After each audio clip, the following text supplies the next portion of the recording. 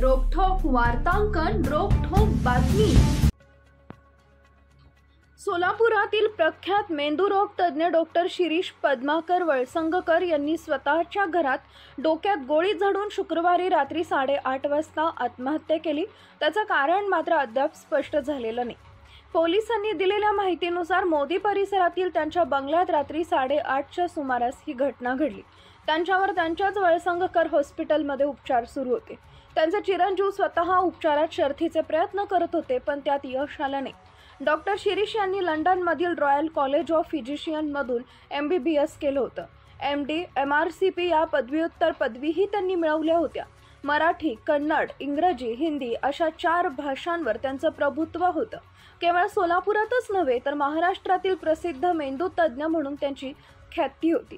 हजारो रुग्णांवर उपचार करून त्यांना जीवनदान देणाऱ्या डॉक्टर वळसंगकरांनी आत्महत्येसारखं हे टोकाचं पाऊल का उचललं, याचं कारण अद्याप स्पष्ट झालेलं नाही। पोलीस या प्रकरणी अधिक तपास करतायत।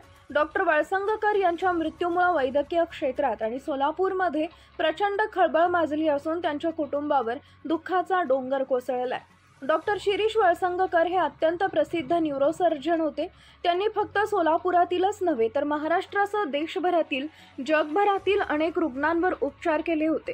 दुर्दैवाची गोष्ट म्हणजे ज्या रुग्णालयात वळसंगकर यांनी हजारो रुग्णांवर उपचार केले, त्याच रुग्णालयात त्यांनी अखेरचा श्वास घेतला।